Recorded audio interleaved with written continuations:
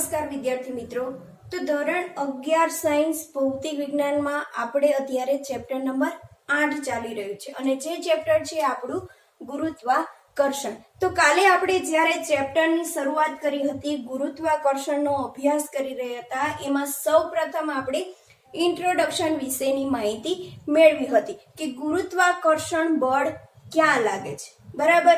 અને આ ગુરુત્વાકર્ષણ બળ આપણે અવકાશમાં પણ કેવી રીતે લાગે છે એના વિશેની માહિતી મેળવી હતી। અને આ ઉપરાંત આપણે એ પણ જોઈ ગયા હતા કે ઘણા બધા ગ્રીક વૈજ્ઞાનિકો છે અને આ ગ્રીક વૈજ્ઞાનિકો છે ખગોળશાસ્ત્રમાં વધારે રસ ધરાવતા હતા અને એમણે ખગોળશાસ્ત્રનો ખૂબ જ અભ્યાસ કરેલો હતો, ખૂબ જ અવલોકનો લીધા હતા અને આ અવલોકનોના આધારે બધા જ વૈજ્ઞાનિકોએ પોતપોતાના મંતવ્ય રજૂ કર્યા હતા અને પોતપોતાના મોડેલ રજૂ કર્યા હતા, બરાબર। એમને જે અભ્યાસ કર્યો છે, જે અવલોકનો મળ્યા હતા, એ અવલોકનો એમના મોડેલમાં રજૂ કરેલા હતા।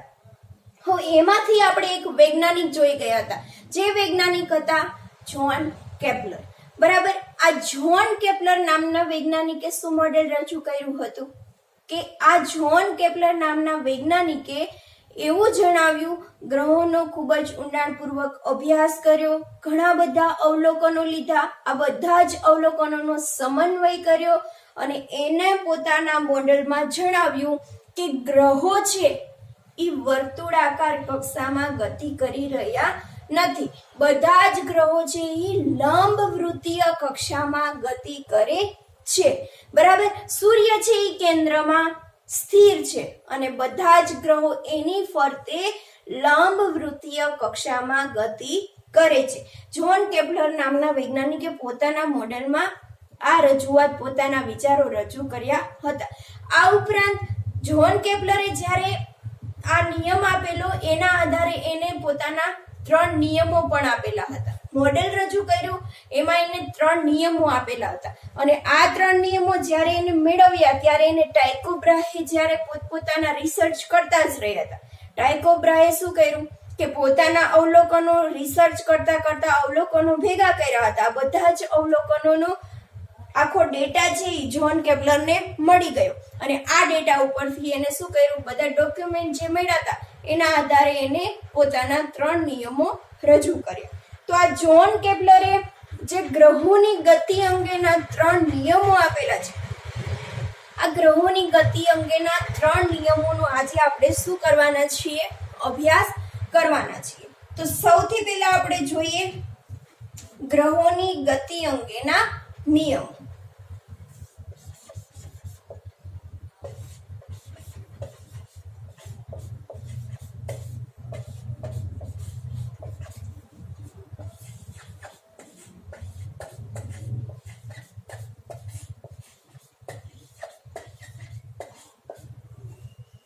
હવે ગ્રહોની ગતિ અંગેના જ્હોન કેપ્લર નામના વૈજ્ઞાનિકે 3 નિયમ આપેલા છે, એમાંથી 3 નિયમ છે એ આપણે વારાફરતી જોવાના છીએ। એમાં સૌથી પહેલા નિયમ આપેલો છે જેને આપણે કહી દઈશું પહેલો નિયમ, અને આ નિયમને બીજું પણ નામ આપેલું છે જેને કહેવામાં આવે છે કક્ષાનો નિયમ। ઇંગ્લિશમાં કહી દે ફર્સ્ટ લો ઓફ ઓર્બિટ।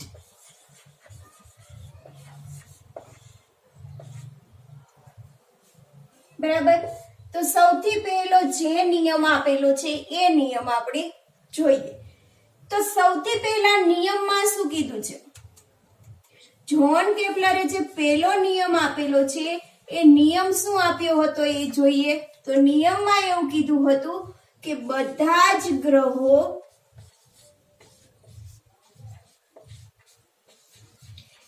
એવી લંબ વૃત્તીય કક્ષામાં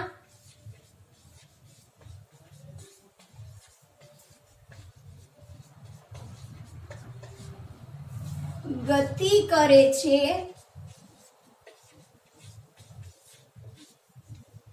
કે જેના એક કેન્દ્ર પર સૂર્ય હોય. અથવા તો બીજું પણ કીધેલું છે કે જેની એક નાભી પર સૂર્ય સ્થિર હોય તેવા લંબવૃત્તીય કક્ષામાં બધા જ ગ્રહો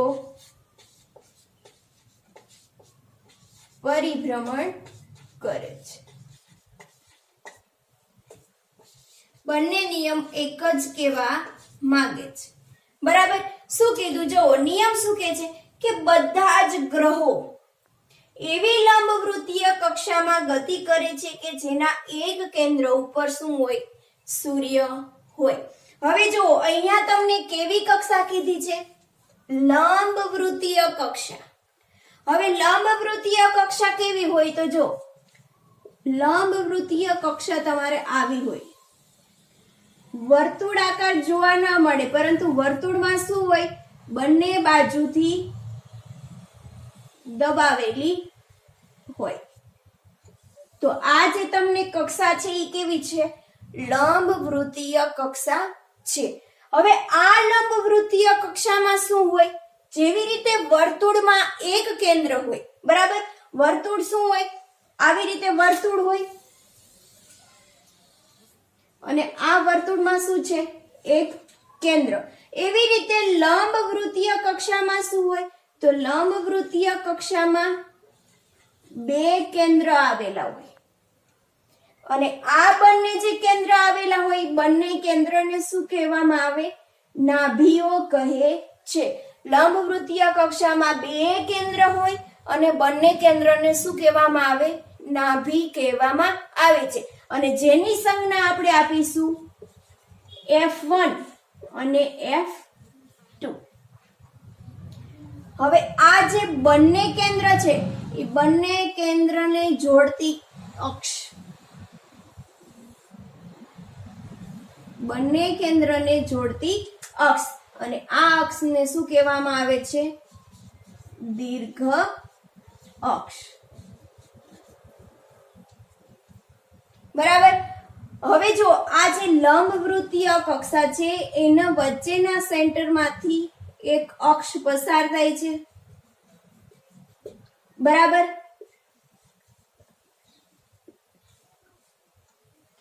હવે શું કીધું કે બધા જ ગ્રહો એવી લંબવૃત્તીય કક્ષામાં ગતિ કરે છે કે જેના એક કેન્દ્ર ઉપર શું હોય?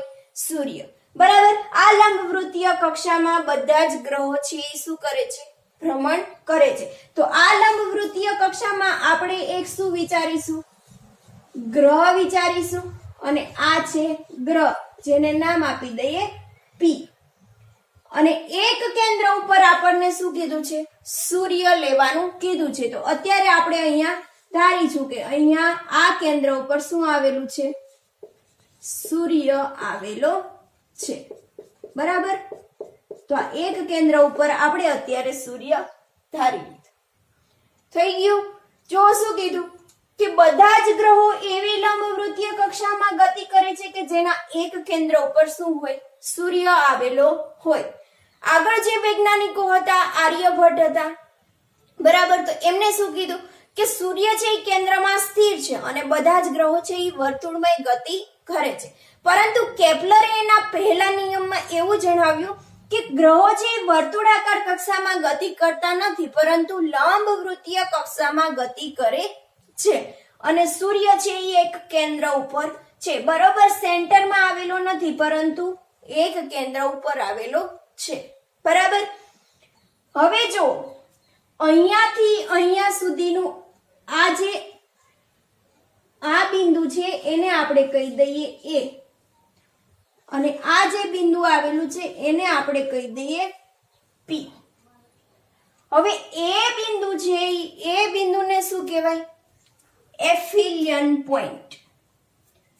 એ બિંદુને શું કહેવાય? અહીંયા હું લખી દઉં છું એ બિંદુ જે છે એને કહેવાય એફિલિયન પોઈન્ટ. એફિલિયન પોઈન્ટ એટલે શું? સૂર્યોચ્ચ બિંદુ. અને જે આ એ બિંદુ છે એ સૂર્યથી ખૂબ જ દૂરના અંતરે છે. જો અહીંયા સૂર્ય છે અને સૂર્યથી એ બિંદુ છે એ ખૂબ જ દૂર આવેલું છે. બરાબર. આને કહેવાય છે એફિલિયન પોઈન્ટ એટલે કે સૂર્યોચ્ચ બિંદુ. જ્યારે ગ્રહ છે એ ગતિ કરતો કરતો એ બિંદુએ આવે છે, તો આ એ બિંદુએ પહોંચે છે ત્યારે આ ગ્રહ છે એ સૂર્યથી ખૂબ જ દૂરના અંતરે આવેલો હશે. હવે જો પી થી એ સુધીનું જે અક્ષ આવેલી છે એને કહેવામાં આવે છે દીર્ઘ અક્ષ. બરાબર. અને આ જે વચ્ચેનું બિંદુ છે એને આપણે નામ આપી દઈએ ઓ. તો અહીંયાથી અહીંયા સુધીની જે અક્ષ છે પી બિંદુથી ઓ બિંદુ સુધીની અક્ષ જેનું અંતર કહી દઈએ એ. અને આ જે અક્ષ આવેલી છે એને કહેવામાં આવે છે અર્ધ દીર્ઘ અક્ષ. પી થી એ જે આખી અક્ષ છે એને કહીએ દીર્ઘ અક્ષ, અને આ જે અડધી અક્ષ છે એટલે એને કહેવામાં આવે છે અર્ધ દીર્ઘ અક્ષ. અને આ અર્ધ દીર્ઘ અક્ષનું અંતર કેટલું છે? ઓ થી પી સુધીનું અંતર એ છે. તો એવી જ રીતે ઓ થી એ સુધીનું અંતર પણ કેવું થશે? એ જેટલું થશે. બરાબર. તો આખી દીર્ઘ અક્ષ એટલે કે પી થી એ સુધીનું અંતર કેટલું થશે? 2a જેટલું. બરાબર. હવે જો આ જે બિંદુ છે એ, હવે આ એ બિંદુ છે એ સૂર્યથી કેટલા દૂરના અંતરે છે એ તમારે શું કરવું છે? મેળવવું છે. એ બિંદુ સૂર્યથી કેટલું દૂર છે એ તમારે મેળવવું છે. તો સૌથી પહેલા આપણી પાસે જે અંતર છે એ લખી દઈએ. જો એ બિંદુને એફિલિયન પોઈન્ટ કહેવાય અને પી બિંદુને શું કહેવાય? પેરિહિલિયન પોઈન્ટ. પેરિહિલિયન પોઈન્ટ એટલે કે સૂર્યનીચ બિંદુ. બરાબર. આ છે ઈ પેરિહિલિયન પોઈન્ટ અને આ છે ઈ એફિલિયન પોઈન્ટ. બરાબર. હવે જો આ એ બિંદુ છે એનું તમારે સૂર્યથી અંતર મેળવવું છે. એ બિંદુનું સૂર્યથી અંતર કેવી રીતે મળશે? તો જો ઓ થી એ સુધીનું અંતર તો તમારી પાસે છે એ. બરાબર. હવે તમારે ક્યાં મેળવવાનું છે? ઓ થી સૂર્ય સુધીનું અંતર મેળવવાનું છે. અને આ અંતર તમને મળી જાય એટલે તમે એ બંનેનો સરવાળો કરી દો એટલે તમને સૂર્યથી એ બિંદુ સુધીનું અંતર મળી જાય. એ બિંદુ સુધીનું અંતર એટલે શું? કે જ્યારે ગ્રહ છે એ બિંદુએ છે ત્યારે આ ગ્રહ છે એ ખૂબ જ દૂરના અંતરે હોય છે. અને આ ખૂબ જ દૂરનું અંતર તમારે મેળવવું હોય તો તમારે સૂર્યથી એ બિંદુ સુધીનું અંતર મેળવવું પડે. બરાબર. તો આ અંતર તમને કેવી રીતે મળશે? તો જો આ લંબવૃત્તીય જે કક્ષા છે એ લંબવૃત્તીય કક્ષા માટેનું ઇક્વેશન છે અને આ ઇક્વેશન તમારે મેથેમેટિક્સમાં એટલે કે ગણિતમાં આવે છે, જે છે x² ના છેદમાં a વત્તા y² ના છેદમાં b² ઇઝ ઇક્વલ ટુ શું થાય? 1. આવું ઇક્વેશન તમારે મેથેમેટિક્સમાં આવશે જે લંબવૃત્તીય કક્ષા માટેનું ઇક્વેશન છે.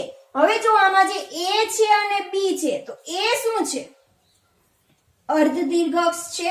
બરાબર. તો એને કહેવામાં આવે છે સેમી મેજર એક્સિસ. અને આ જે b છે તો અહીંયાથી અહીંયા સુધીનું અંતર શું કહેવામાં આવે? b. અને આ પણ કહેવામાં આવે b. ટોટલ અંતર થશે 2b. તો આ છે સેમી મેજર એક્સિસ છે અને આટલું અંતર છે એ શું છે? Semi minor axis. એટલે કે આ b છે એ શું છે? Semi minor axis. તો આ સેમી મેજર એક્સિસ અને સેમી માઇનર એક્સિસ બંને વચ્ચેનું a² અને b² વચ્ચેનું પણ તમારે રિલેશન આપેલું છે અને આ રિલેશન છે b² બરાબર a² 1 - e². તમને આવું ઇક્વેશન આપેલું છે. હવે આ ઇક્વેશન શું છે તો ઈ તમને બતાવે છે ઇસેન્ટ્રિટી, એટલે કે ઈ છે બતાવે છે કે આ જે તમારું વર્તુળ હતું, બરાબર, આ વર્તુળમાંથી આ ઇલિપ્સ છે ઈ કેટલી દબાયેલી છે ઈ તમને શું બતાવે, એનું મૂલ્ય બતાવે. અને આ ઈ નું મૂલ્ય છે ઈ 0 કરતા મોટું હોય અને 1 કરતા હંમેશા નાનું હોય. જો ઈ નું મૂલ્ય છે ઈ 0 હોય તો એકદમ તમને શું મળે, વર્તુળ. પછી જેમ જેમ તમે 1 ની નજીક જતા જાવ એમ એમ તમને શું મળે, ઇલિપ્સ, એટલે કે લંબવૃત્ત તમને મળતું જોવા મળે. તો આ a² અને b² વચ્ચેનું તમને રિલેશન આપેલું છે. હવે જો આ b² અને a² ઉપરથી તમે શું મેળવી શકશો, b² અને a² ઉપરથી અહીંયાથી આ સૂર્યથી તમારે આટલું અંતર મેળવવું હોય તો એ તમને મળશે a * e, બરાબર. હવે જો અહીંયાથી સૂર્યથી a સુધીનું અંતર મેળવવું એટલે કે ગ્રહ ખૂબ જ દૂર હોય ત્યારે એનું અંતર કેટલું થશે, તો અંતર r બરાબર શું થશે, a વત્તા ae, તો = a બાર આવી જશે, 1 + e. આ શું મળશે, ગ્રહ છે એ સૂર્યથી ખૂબ જ દૂરના અંતરે હોય ત્યારે એનું અંતર. હવે આ ગ્રહ છે એ ફરતો ફરતો જ્યારે P બિંદુએ આવે છે તો P બિંદુએ સૂર્યની ખૂબ જ નજીક છે, બરાબર. તો સૂર્યની નજીક હોવાથી આટલું અંતર તમારે મેળવવાનું છે, આટલું અંતર. તો આ અંતર તમને કેટલું મળશે, P છે એ પેરિહિલિયન પોઈન્ટ છે કે જ્યાં ગ્રહ છે એ સૂર્યની ખૂબ જ નજીક છે, બરાબર. સૂર્યની નજીક હોવાથી આ ગ્રહ છે એ સૂર્યથી કેટલો અંતરે છે એ તમારે મેળવવાનું છે. તો r બરાબર શું થશે, a - ae. તો r બરાબર a - ae એટલે a1 - e, જે તમને મળે r, કે આટલા અંતરે છે એ ગ્રહ સૂર્યથી દૂર હશે. ક્યાં, P બિંદુએ. P બિંદુએ જ્યારે ગ્રહ આવશે ત્યારે ઈ ગ્રહ છે ઈ ખૂબ જ એટલે કે નજીકના અંતરે હશે અને એ બિંદુએ ખૂબ જ દૂરના અંતરે હશે. એ બિંદુ છે એ એફિલિયન પોઈન્ટ છે, P બિંદુ છે એ પેરિહિલિયન પોઈન્ટ છે એટલે કે સૂર્યની જ બિંદુ, બરાબર. P થી a સુધીનું અંતર જેને કહેવામાં આવે છે 2a, અને 2a શું છે, દીર્ઘ અક્ષ P થી a સુધી, બરાબર. P થી o અથવા o થી a એ શું છે, અર્ધ દીર્ઘ અક્ષ, અને જેનું અંતર છે a, આનું પણ અંતર થશે a, બરાબર. હવે જો જ્યારે સૂર્ય ગ્રહ છે એ લંબવૃત્તીય કક્ષામાં પરિભ્રમણ કરી રહ્યો હોય તો જ્યારે સૂર્યથી નજીક પસાર થશે, ગ્રહ છે એ સૂર્યથી નજીક પસાર થશે ત્યારે એની ઝડપ P પાસે કેવી હશે, v maximum, કે અહીંયાથી જેમ જેમ પસાર થશે P બિંદુએ એની ઝડપ ખૂબ જ વધારે હશે. પછી ગ્રહ જેમ જેમ ગતિ કરતો જશે, દૂર જતો જશે સૂર્યથી, એમ E બિંદુ પાસે પહોંચશે ત્યારે એની ઝડપ થઈ જશે v મિનિમમ.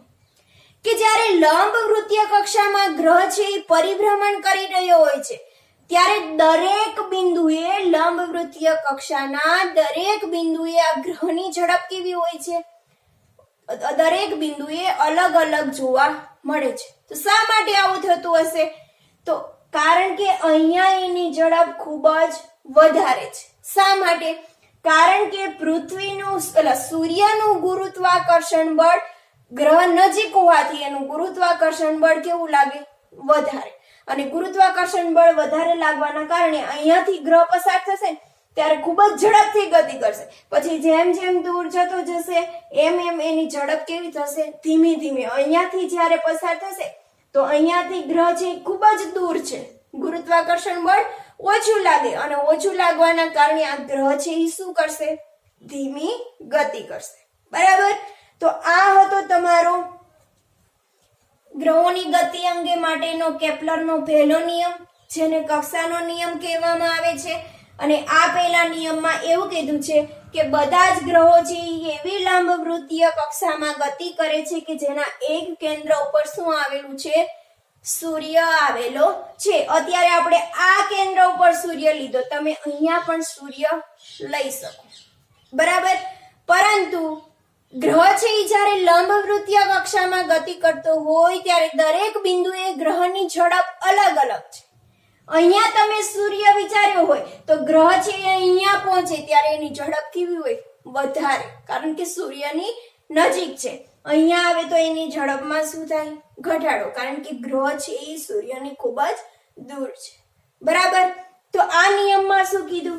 તો સૌથી પહેલા એક લંબવૃત્તીય કક્ષા માટેનું કીધું, બરાબર, કે લંબવૃત્તીય કક્ષા હોવી જોઈએ. પછી બીજું શું કીધું?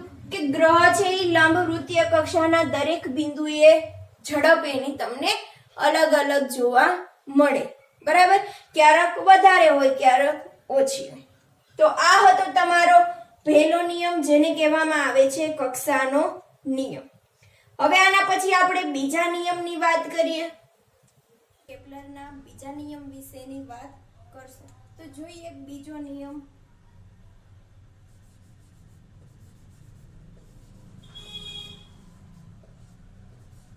બીજો નિયમ, તો આ બીજા નિયમને બીજું શું કહેવામાં આવે છે? ક્ષેત્રફળનો નિયમ પણ કહેવામાં આવે છે.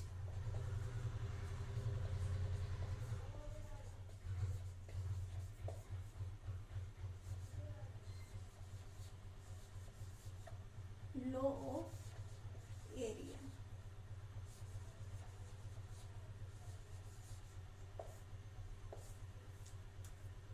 બરાબર. તો બીજો નિયમ છે ક્ષેત્રફળનો નિયમ. હવે આ નિયમ શું કહેવા માંગે છે તે જોઈએ. તો સૌથી પહેલા તો નિયમ શું છે? તો નિયમમાં એવું કીધું છે કે સૂર્ય અને ગ્રહને જોડતી રેખાએ સરખા સમયમાં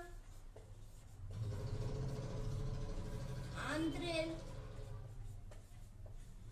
ક્ષેત્રફળ સમાન હોય. કેપ્લરે બીજો નિયમ આપેલો હતો. એ બીજા નિયમમાં એવું કીધું છે કે સૂર્ય અને ગ્રહને જોડતી રેખાએ સરખા સમયમાં આંતરેલ ક્ષેત્રફળ કેવા હોય છે?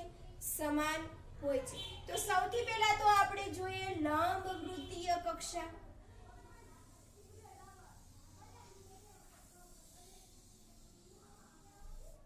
બરાબર. તો આ થઈ ગઈ લંબવૃત્તીય કક્ષા. હવે આ લંબવૃત્તીય કક્ષામાં શું હોય છે? બે કેન્દ્ર હોય છે, બરાબર. હવે આ એક કેન્દ્ર ઉપર આપણે શું લેવાનું છે? સૂર્ય લેવાનો છે. અને આ કેન્દ્રને આપણે કહીએ છીએ નાભી. હવે આ સૂર્યનું આપણે નામ આપી દઈએ S. હવે સરખા સમયમાં સરખું અંતર કાપે સૂર્ય અને ગ્રહને જોડતી રેખા. તો સૌથી પહેલા માની લો કે ગ્રહ અત્યારે અહીંયા છે, જેને આપણે કહી દઈએ P1 બિંદુ, બરાબર. હવે આ સૂર્ય અને ગ્રહને જોડતી રેખા, એટલે આ થઈ ગઈ રેખા, બરાબર.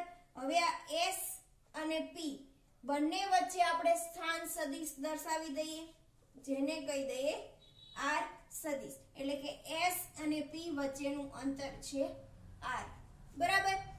હવે જો અત્યારે ગ્રહ છે એ P1 સ્થાને છે, બરાબર. હવે ગ્રહ છે એ શું કરશે? અત્યારે સૂર્યથી ખૂબ જ દૂર હોવાના કારણે ગ્રહ છે એ ધીમી ઝડપથી ગતિ કરતો હશે. અને માની લો કે ડેલ્ટા ટી જેટલા સમયમાં, કેટલા સમયમાં? ડેલ્ટા ટી જેટલા સમયમાં આ ગ્રહ છે એ P1 થી ગતિ કરીને ક્યાં આવે છે? P2 સુધી આવે છે. તો હવે ગ્રહ અત્યારે ક્યાં છે? P2 ની જગ્યાએ છે. તો આ ગ્રહને જોડતી રેખા અત્યારે ડ્રો કરી દઈએ.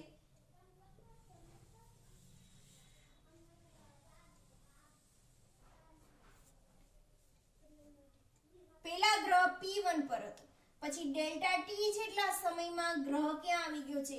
P2 પર આવી ગયો છે. હવે જો આ સૂર્ય અને ગ્રહને જોડતી રેખાએ અત્યારે કેટલું ક્ષેત્રફળ આંતરેલું છે? આટલું.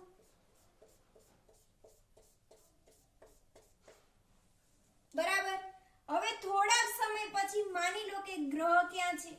અહીંયા P3 સ્થાન ઉપર છે. હવે આ ગ્રહ છે એ સૂર્યની નજીક આવી ગયો છે. તો સૂર્યની નજીક આવવાના કારણે ગ્રહ છે એ શું કરશે? ઝડપથી ગતિ કરશે, અને ઝડપથી ગતિ કરવાના કારણે ડેલ્ટા ટી જેટલા સમયમાં ગ્રહ છે માની લો કે P4 પર આવી ગયો છે.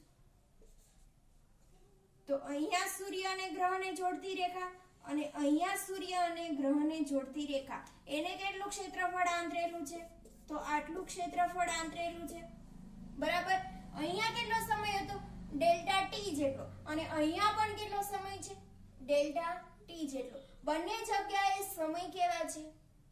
સરખા. બરાબર. તો બીજા નિયમમાં એવું કહેવામાં આવે છે કે સરખા સમયમાં આંતરેલ ક્ષેત્રફળ ડેલ્ટા ટી જેટલા સમયમાં જો આટલું ક્ષેત્રફળ આંતરે. બરાબર. તો જ્યારે સૂર્યની નજીક હતા ગ્રહ ત્યારે ડેલ્ટા ટી જેટલા સમયમાં આટલું ક્ષેત્રફળ આંતરેલું છે. તો બંને જગ્યાએ સરખા સમયમાં કેવું ક્ષેત્રફળ આંતરેલું હશે? સરખું ક્ષેત્રફળ આંતરેલું હશે. એટલે આ બંને ક્ષેત્રફળ છે એ આપણને સરખા મળે છે. પરંતુ ક્યારે સરખા મળે? સરખા સમયમાં સરખું અંતર કાપે તો. હવે અહીંયાથી ગ્રહ છે એ ગતિ કરવાની શરૂઆત કરે છે. બરાબર. હવે 5 સેકન્ડ પછી ગ્રહ અહીંયા આવે છે. તો આ 5 સેકન્ડમાં એને આટલું ક્ષેત્રફળ આંતરી લીધું. હવે ગ્રહ અહીંયા છે સૂર્યની નજીક, ખૂબ જ ઝડપથી ગતિ કરે છે. હવે 5 સેકન્ડમાં ખૂબ જ ઝડપથી ગતિ કરવાના કારણે ગ્રહ છે આટલું જ ક્ષેત્રફળ આંતરી નાખે છે. તો આ જે ક્ષેત્રફળ મળે તે અને આ જે ક્ષેત્રફળ મળે તે બંને ક્ષેત્રફળ કેવા થવા જોઈએ? સમાન થવા જોઈએ. બરાબર. અહીંયા છે એ ગ્રહની ઝડપ કેવી હશે? v1. અહીંયા છે એ ગ્રહની ઝડપ કેવી હશે? v2. અને v2 ગ્રેટર ધેન કેવું છે? v. અહીંયા છે v2 ની ઝડપ વધારે છે, v1 ની ઝડપ કેવી છે? ઓછી છે. બંને ઝડપ સમાન હશે નહીં. ઝડપ કેવી હશે? અલગ અલગ. તેમ છતાં પણ આ બંને ક્ષેત્રફળ તમને કેવા મળવા જોઈએ? સમાન મળવા જોઈએ. બરાબર. હવે જો અહીંયા જ્યારે P1 પર ગ્રહ હતો, P1 થી P2 પર જાય છે ત્યારે એને આંતરેલું ક્ષેત્રફળ તમને મળે છે SP1 P2. બરાબર. આ ક્ષેત્રફળ થઈ ગયું SP1 P2. હવે અહીંયા હતો ત્યારે કેટલું ક્ષેત્રફળ મળે છે? SP3 અને P4. તો આ બંને ક્ષેત્રફળ તમને કેવા મળવા પડે? સમાન મળવા જોઈએ. ક્ષેત્રફળ SP1 P2 is equal to ક્ષેત્રફળ SP3 P4. આ બંને તમને ક્ષેત્રફળ સમાન મળવા જોઈએ. તો હવે આપણે આ ક્ષેત્રફળ સમાન મળે છે કે નહીં આપણે પ્રૂફ કરીએ. બરાબર. તો હવે આ પ્રૂફ કરવા માટે સૌથી પહેલા તો જો આ જે તમે વિચારેલું છે, બરાબર, P1 પર ગ્રહ હતો એ v ઝડપથી ગતિ કરી રહ્યો છે. કેવી ઝડપથી? v ઝડપથી અહીંયા ગતિ કરી રહ્યો છે. તો આટલો જે તમને ત્રિકોણ મળે છે એ ત્રિકોણ આપણે પહેલા સૌથી પહેલા અલગથી દોરી લઈએ. તો અહીંયા છે S. બરાબર. હવે S થી શું છે? P1. હવે જો આ ત્રિકોણ તમે દોરી રહ્યા છો તો P1 પર પેલા ગ્રહ હતો, v ઝડપથી ગતિ કરી રહ્યો છે, અને અહીંયા ડેલ્ટા ટી આપણે જે લીધો છે ડેલ્ટા ટી કેવો છે? ખૂબ જ સૂક્ષ્મ સમય છે, અને ખૂબ જ સૂક્ષ્મ હોવાના કારણે v ઝડપથી જે ગતિ કરશે એટલે આ જે તમને અંતર મળશે એ અંતર કેવું મળશે? ખૂબ જ નાનું મળશે અને ખૂબ જ નાનું મળવાના કારણે આ જે કર્વ છે એ કર્વને તમે કેવો વિચારી શકો, સ્ટ્રેટ વિચારી શકો, બરાબર. ડેલ્ટા ટી સમય છે માટે ખૂબ જ સૂક્ષ્મ સમયગાળો હોવાથી આ જે આપણને ત્રિકોણ મળશે એ ત્રિકોણ આપણે કેવો વિચારીશું, કાટકોણ ત્રિકોણ વિચારીશું. તો અહીંયા P1 થી આ શું થઈ જશે, P2 અને આ જે ગ્રહને જોડતી રેખા, તમને જે ત્રિકોણ મળશે એ કેવો મળશે, કાટકોણ ત્રિકોણ 90 ડિગ્રીનો. હવે આ જે અંતર છે SP1 કેટલું છે, R વેક્ટર વિચારી લીધું છે, બરાબર. અને આ જે અંતર મળશે એ કેટલું મળશે, આ જે અંતર આપણે મેળવીએ તો જોઈએ અંતર P1 થી P2, બરાબર. તો અહીંયા લખું છું અંતર P1 થી P2. તો આ અંતર કેટલું મળશે, જો ગ્રહ છે એ P1 પર હતો, v ઝડપથી ગતિ કરી રહ્યો છે, તો અંતરનું ઇક્વેશન શું થશે, તો આપણે મેળવીશું વેગ પરથી.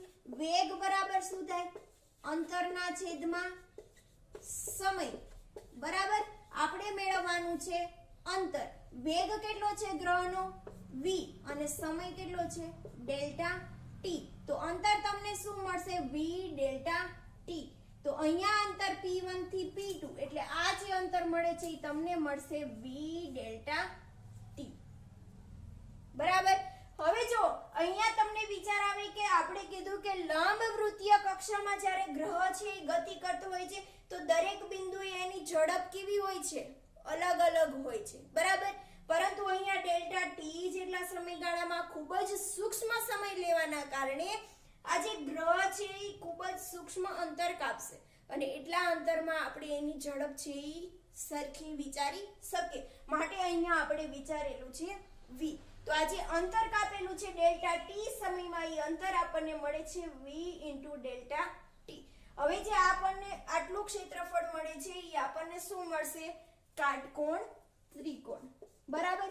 તો કાટકોણ ત્રિકોણનું તમે ક્ષેત્રફળ મેળવી શકો અને આ ક્ષેત્રફળ મળશે એ કેવું મળશે, ખૂબ જ સૂક્ષ્મ, બરાબર. તો એને કહી દો ડેલ્ટા. સૌથી પહેલા તો ત્રિકોણ S P1 P2 નું ક્ષેત્રફળ જેને કહી દઈએ ડેલ્ટા A. અહીંયા તમને કાટકોણ ત્રિકોણ આપેલો છે, કાટકોણ ત્રિકોણનું ક્ષેત્રફળ 1/2 ગુણ્યા પાયો ગુણ્યા શું થશે, વેધ, બરાબર. તો ડેલ્ટા A બરાબર શું થશે, 1/2 ગુણ્યા પાયો ગુણ્યા વેધ, પાયો ગુણ્યા વેધ. પાયો કેટલો છે, v ડેલ્ટા ટી, અને વેધ કેટલો છે, r. તો r ગુણ્યા v ઇન્ટુ ડેલ્ટા ટી. હવે તમને આ ક્ષેત્રફળ મળી ગયું છે, બરાબર. હવે શું કરશો, તો બંને બાજુએ ડેલ્ટા ટી વડે ભાગતા. કેમ ડેલ્ટા ટી વડે, ડેલ્ટા ટી ટેન્ડ્સ ટુ આપણે 0 વિચારી શકીએ, ખૂબ જ સૂક્ષ્મ સમય વિચારી શકીએ અને આપણે મેળવવાનું છે સરખા સમયમાં આંતરેલ ક્ષેત્રફળ સમાન હોય, એટલે કે એકમ સમયમાં આંતરેલું ક્ષેત્રફળ આપણને કેવું મળે, સમાન મળે, બરાબર. તો અહીંયા ડેલ્ટા A ના છેદમાં ડેલ્ટા ટી વિચારી શકે. તો બંને બાજુ ડેલ્ટા ટી વડે ભાગતા ડેલ્ટા A ના છેદમાં શું થઈ ગયું, ડેલ્ટા ટી બરાબર 1/2 ગુણ્યા r ગુણ્યા v ડેલ્ટા ટી અને છેદમાં થઈ જશે delta T. Delta T cancel. Delta A ના છેદમાં ડેલ્ટા ટી બરાબર શું થઈ ગયું, 1/2 ગુણ્યા r ગુણ્યા v, બરાબર. હવે જો v છે એ શું છે, ઝડપ આપેલી છે ગ્રહની ઝડપ, બરાબર. તો ગ્રહનું આપણે વેગમાન માની લો કે આ જે ગ્રહ ગતિ કરી રહ્યો છે આ ગ્રહનું દળ કેટલું છે, m દળ છે, કે આ ગ્રહ છે એનું દળ m છે. તો વેગમાન p આપણે વિચારી શકીએ, વેગમાન p બરાબર શું થાય, m v, p સદિશ બરાબર એમ વી સદિશ. વી સદિશ આપણી પાસે છે તો એને કરતા બનાવીએ તો શું થાય? પી સદિશના છેદમાં એમ. બરાબર. તો અહીંયા લખી દઈએ ડેલ્ટા એ ના છેદમાં ડેલ્ટા ટી બરાબર શું થશે? 1/2 ગુણ્યા અહીંયા આર સદિશ ગુણ્યા વી સદિશ શું થશે? પી સદિશના છેદમાં એમ.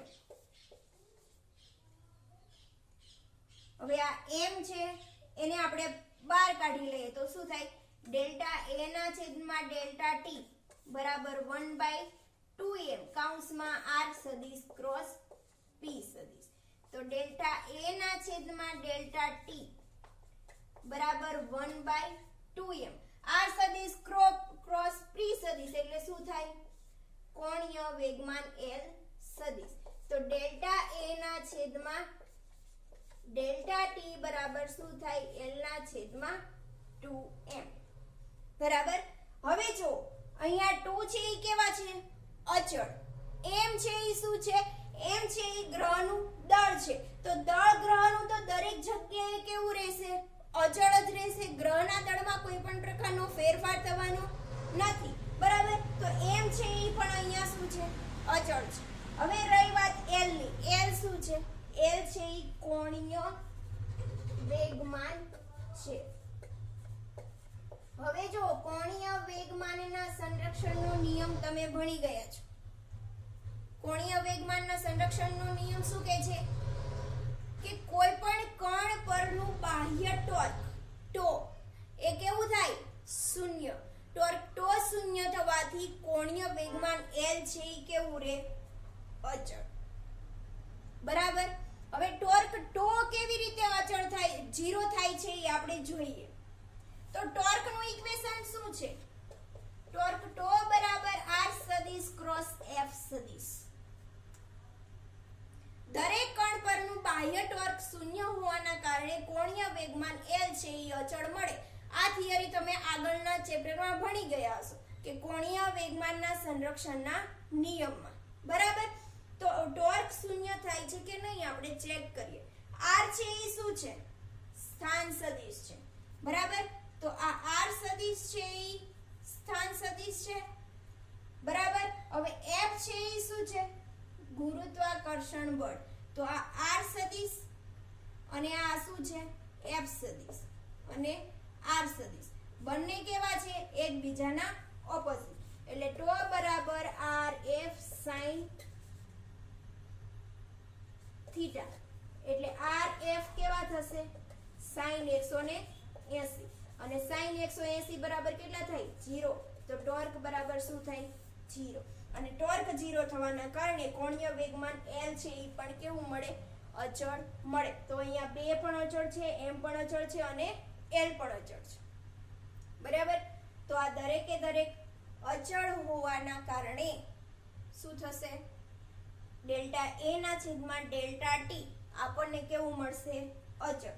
તો અહીંયા લખી દઈએ ડેલ્ટા a ના છેદમાં ડેલ્ટા t બરાબર અચળ મળશે. તો આપણને મળી ગયું. સરખા સમયમાં આંતરિક ક્ષેત્રફળ છે એ કેવા મળે? સમાન મળે. બરાબર. તો આ હતો બીજો નિયમ જેને ક્ષેત્રફળનો નિયમ કહેવામાં આવે છે. અને આ નિયમ તમારે આપણે સાબિત કરી બતાવ્યો કે ડેલ્ટા a ના છેદમાં ડેલ્ટા t આપણને કેવું મળે છે? અચળ મળે છે.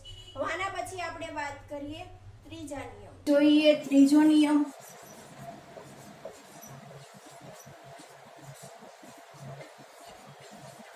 જેને કહેવામાં આવે છે આવર્તકાળનો નિયમ.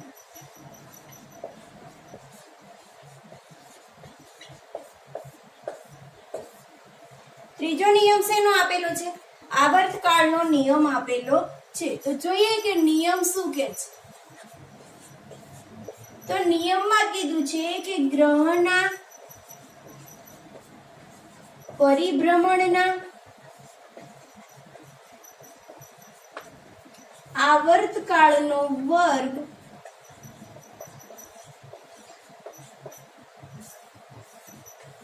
આવર્તકાળનો વર્ગ એટલે કે t².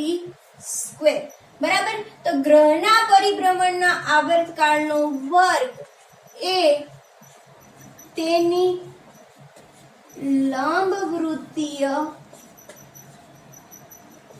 કક્ષાના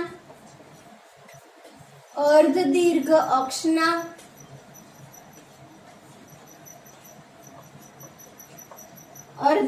અક્ષના એટલે કે એ ના ઘનના સમપ્રમાણમાં હોય છે.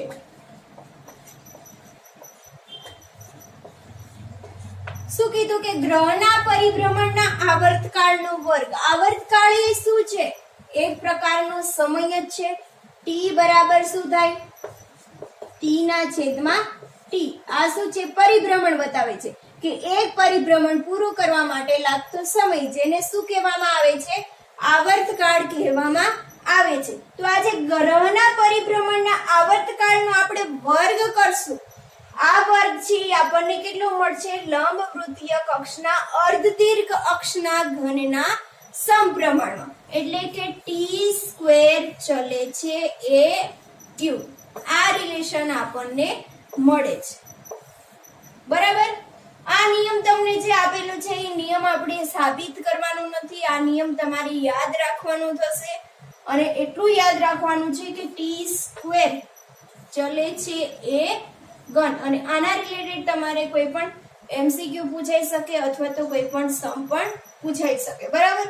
તો આ તમને નિયમ આપેલો છે આવર્તકાળનો ત્રીજો નિયમ, જે કેપ્લરનો નિયમ છે. તો આજના વિડિયો લેક્ચરમાં આપણે જ્હોન કેપ્લરે જે 3 નિયમ આપેલા હતા, 3 નિયમની વાત કરી ગયા છીએ. બરાબર. સૌથી પહેલા હતો કક્ષાનો નિયમ, બીજો હતો ક્ષેત્રફળનો નિયમ અને ત્રીજો નિયમ આપેલો છે જે છે આવર્તકાળનો નિયમ.